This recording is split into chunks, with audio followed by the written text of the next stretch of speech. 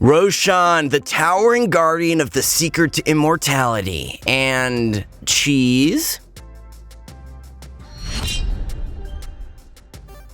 Hello Proguides family, my name is Dan, and today we're going to discuss the boss of Dota himself, Roshan. By the end of this video, you'll know Rosh's abilities and behaviors, when to Rosh, the best ways to Rosh, how to use the spoils, and the history of the big man. Now, for today's question of the day, do you wish Ice Frog would make level 1 Rosh a viable play again? I do, but I wonder if we ruined it for ourselves because crowds would get so hype at LANs that teams could hear and tell it was being done.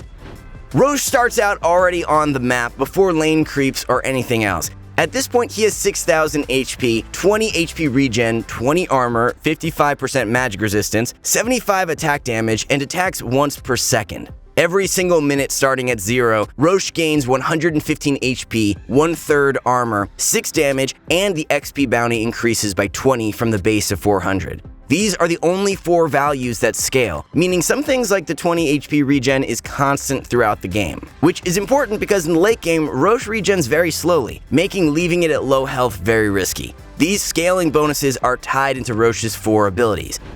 Spell block is essentially Lincoln's Sphere. It blocks one targeted spell with a 15-second cooldown.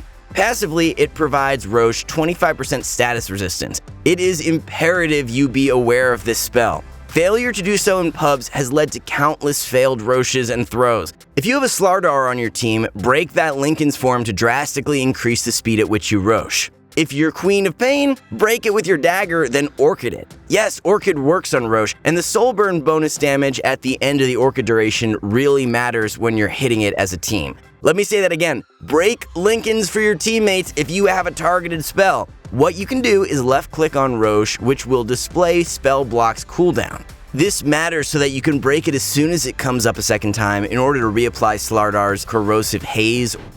Bash is a passive that, shockingly, bashes. It gives Rosh's attacks a 15% chance to stun for 1.65 seconds and deal 50 bonus damage. Not much more to be said about this, but boy does it suck to get triple bashed on Ursa and lose your Fury Swipe stacks. Slam is another cleverly named spell that deals magical damage while slowing move and attack speed of those affected. Rosh will only cast Slam when 3 or more units are within 350 range of him. Slam deals 70 damage at base, but increases by 10 every minute. So at 10 minutes, it deals 170, 270 at 20 minutes, and so on. Slam has a 10-second cooldown. The big takeaway here is that Slam is only casted when 3 or more units are around Rosh. So don't just let all of your summons take damage when really only 2 need to be hit, you plus 2 summons. Also, as a ranged hero, stay back to ensure Rosh doesn't slam if, let's say, you are Roshing as a full team with 2 melees and 3 ranged. And absolutely do not be the one who makes Rosh slam when someone is low next to it. Strength of the Immortal is sort of Rosh's catch-all passive to make sure he's formidable at all stages of the game. It's also the newest ability, which is obvious because it has a real name. Anyone else remember Sprint Blast Slardar? This passive cannot be disabled by break mechanics like Silver Edge, and provides Rosh with the scaling elements previously mentioned, the 55% magic resistance instead of the 25% every hero has, 80% damage reduction against illusions, and 100 attack speed, which was added a while ago to make attack speed reduction less effective against Rosh, which is possibly worth a whole other video about how the attack speed formula works, because Rosh attacks at the same speed he always has, yet is also less affected by attack slows. Go figure. Roshan's pit lies in the northern half of the river. It's 550 units wide and 750 units long, with the sidewalls being 200 units and the back wall 400 units. Roshan would describe his home as cozy, but I don't know how he does it. Guy lives worse than a bed of fish. It's close quarters combat in the pit. I mentioned the lengths of the walls. This is more important than you think. For example, Ursa now hops 250 range with Earth Shock, so you can jump over the sidewalls if you stand directly against them. Naturally, you're very susceptible to AoE punish while grouped up, so the decision to Rosh must be accompanied by a battle plan. The easiest time to Rosh is after a heavily won teamfight. Usually Rosh means more than a tower because you can just force the tower after with the Aegis anyway. It can be very difficult to coordinate a low MMR team to Rosh, but it's always worth a try. The importance between Rosh in pros games and low rating pubs is astounding. Iced Frog could remove Rosh from the game, and those pubs would look largely the same, whereas competitive would be a whole new ballgame. If you really can't trust your team, then soloing Rosh is an option for certain heroes and builds. Ursa has a whole cosmetic set designed after Rosh because, yes, of course Ursa is the best solo Rosher in the game, but many heroes can solo Rosh with a combination of enough farm, lifesteal, and or a lucky double damage rune. Morphling, Drow, Troll Warlord, just don't be afraid to use the Alt, Alchemist, Juggernaut, Lone Druid, Meepo, TA, PA, and Wraith King. When you have a big lead, it is very important to Rosh. It usually leads to the best result too, especially if they've been avoiding teamfights. So what if they can see you? Even better, they will come and contest you and lose the fight, and you still get Rosh. Just be ready, only hit Rosh with 2 or 3 heroes, and you'll win the game off of this scenario. This is such a huge meta breaker for low MMR pubs, which are notorious for going late because of bad capitalization on leads. As a bait or last gambit, sometimes you're just locked in your base slowly awaiting the end. Instead of playing to not lose, how about you play to win? Smoke out for Rosh and just hope you don't get caught. As for the bait Rosh, that's a move Team Secret love to employ against split push or when they feel like they're getting out farmed.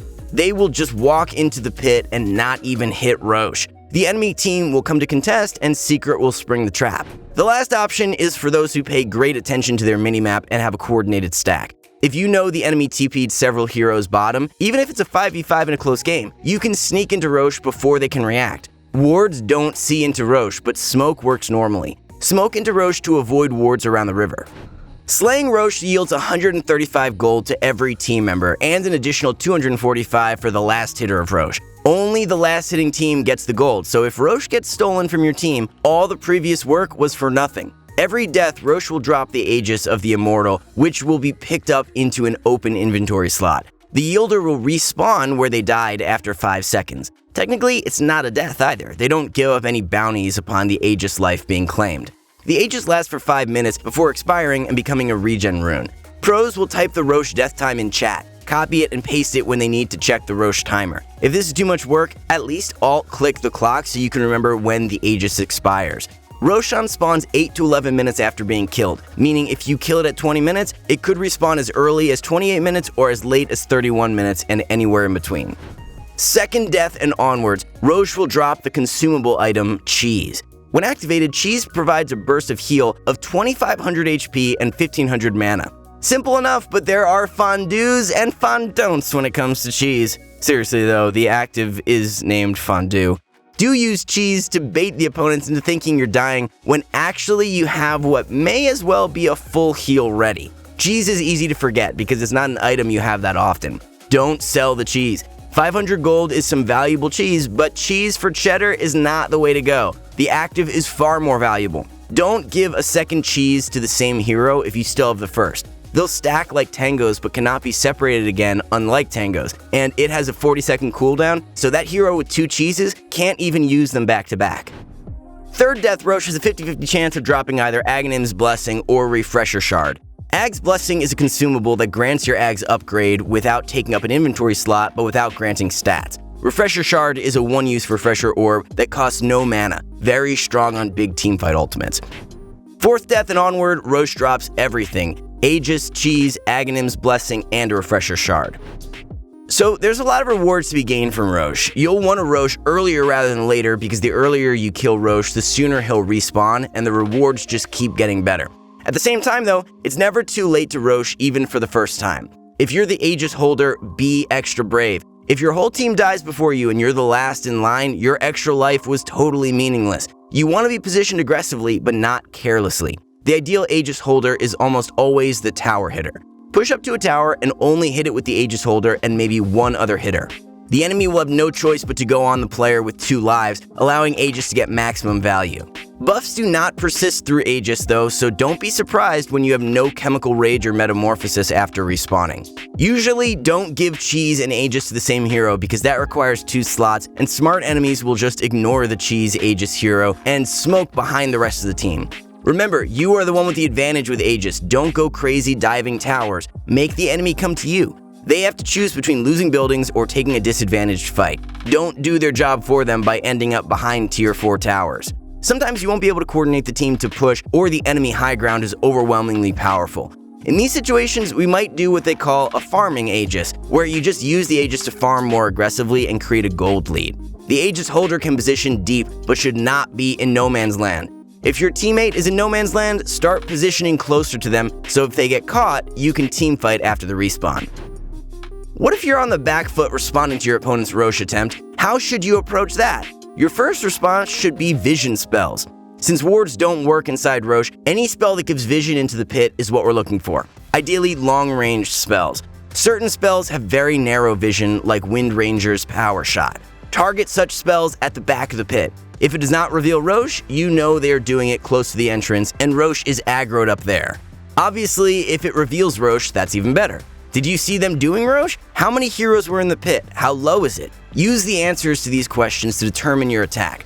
If Rosh is very low, you can try to time an Aegis steal. Make sure you have inventory spots open and be ready to spam click. This is easiest on a hero with an AoE stun and mobility. This is undoubtedly one of the hypest moves you can make in Dota. You miss every shot you don't take. If you die, hey, you died for the noble cause of trying to look cool. If you're in a stalemate where you have sustained vision over Rosh and the enemy backs off but still remains around, you're in a Rosh stalemate. The advantage will typically go to the one who makes the fastest decisive move. Try to pincer the enemy by coming behind them. Do not just walk up their hill with no vision. Scan works in Rosh as well, that little radar thing next to Glyph of Fortification. Why is there a radar in Dota? Still waiting on that lore, Valve. Everyone, I hope you learned a lot from this guide. We feel like there was a severe lack of content regarding this topic and an even bigger lack of understanding of Rosh and pubs. Make sure that you like, subscribe, and share this video to help your future teammates. Stay safe out there and enjoy the rest of your day. See you all in the next video.